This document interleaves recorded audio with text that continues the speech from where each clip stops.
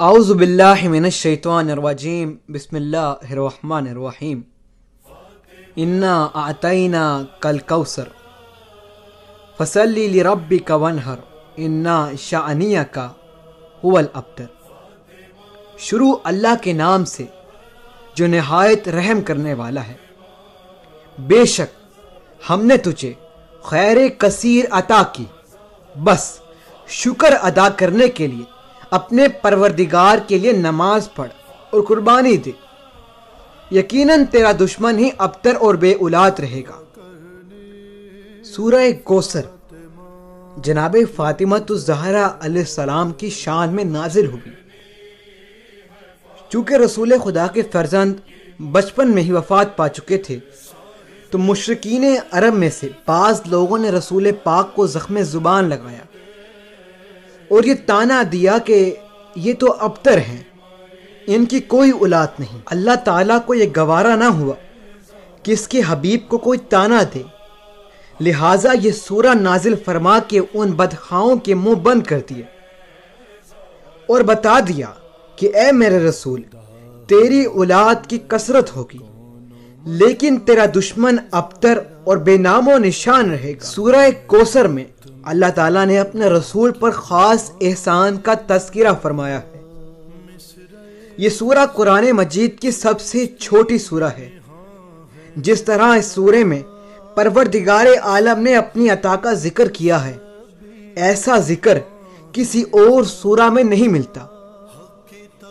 اس دور کے بڑے بڑے شاعر بھی اس سورت کا مقابلہ نہ کر سکے۔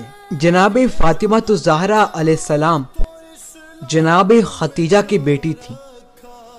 جناب ختیجہ اتنی عظمت کی مالک ہیں کہ انہیں زمانہ جاہلیت میں بھی طاہرہ کے لقب سے یاد کیا جاتا تھا۔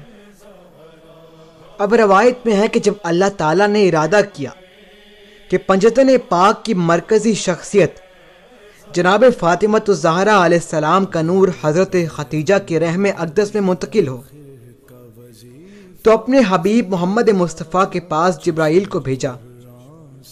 جبرائیل نے رسول پاک کی خدمت میں آ کر سلام کیا اور یہ کہا کہ اللہ تعالیٰ کا حکم ہے کہ 40 دن تک اپنی اہلیہ حضرت ختیجہ سے دوری اختیار کر لیں۔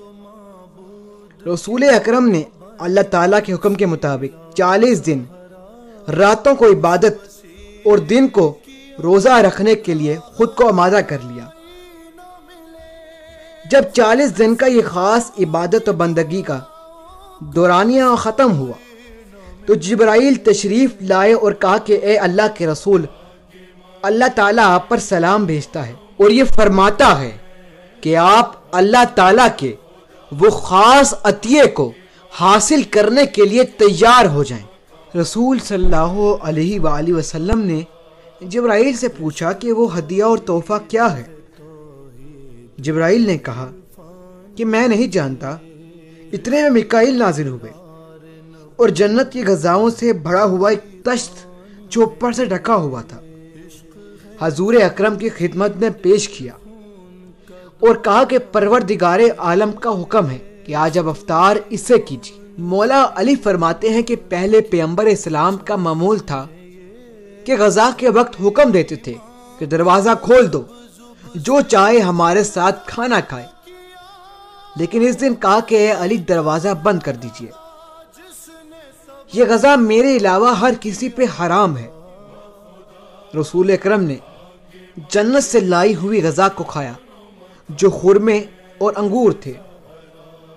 اس کے بعد اپنے دستے مبارک دھونے کے لیے آگے بڑھے تو جبرائیل نے آپ کے ہاتھوں پر پانی ڈالا اور میکائیل نے حضور کے ہاتھ کو دھویا اور باقی غذا واپس آسمان کی طرف لے گئے۔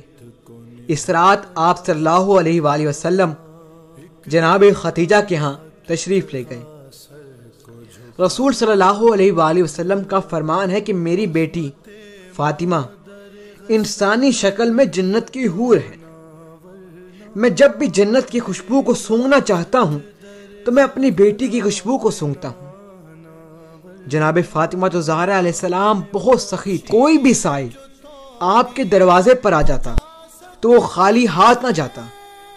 بعض دفعہ رسول اکرم کے پاس سائل آتے اور اگر رسول پاک اس کو کچھ عطا نہ کرتے تو اسے اپنی بیٹی کے دروازے کی طرف رہنمائی کر دیتے اور وہ سائل وہاں سے اپنی حاجت بیان کر کے مراد پا لیتا۔ تاریخ میں ایسے واقعات بہت ہیں، لیکن میں یہاں بی بی کی سخاوت کا ایک واقعہ بیان کرنا چاہتا ہوں کہ جب بی بی کی رخصتی ہوئی تو پہلی شب کسی فقیر عورت نے دروازے پر آ کر اپنی حاجت بیان کی اور لباس کا سوال کر دیا۔ بی بی جو شادی کے جوڑے میں ملبوس تھی سوچا کہ اس عورت کو کون سا لباس دیا جائے۔ آپ نے اپنے لباس کو تبدیل کیا، خود پرانا لباس پہن لیا اور شادی والا جوڑا اس عورت کو دے دیا۔ اگلے دن جب رسول کریم اپنی پیاری بیٹی کو دیکھنے آئے تو دیکھا کہ بی بی نے پرانا لباس پہنا ہوا ہے۔ رسول پاک نے فرمایا، بیٹی شادی والا لباس کہاں ہے؟ سیدہ نے فرمایا، بابا جان وہ تو میں نے فقیر عورت کو دے دیا۔ رسول پاک نے فرمایا، اے بیٹی کوئی دوسرا لباس دے دیا ہوتا۔ اب بی بی نے فرمایا، اے بابا جان اللہ تبارک تعالیٰ نے قرآن میں فرمایا ہے کہ تم نیکی تک پہنچ نہیں سکتے جب تک اس چیز کو اللہ کی راہ میں خرچ نہ کرو جس سے تمہیں محبت ہو، لہٰذا میں نے اس لباس کو راہ خدا میں دے دیا۔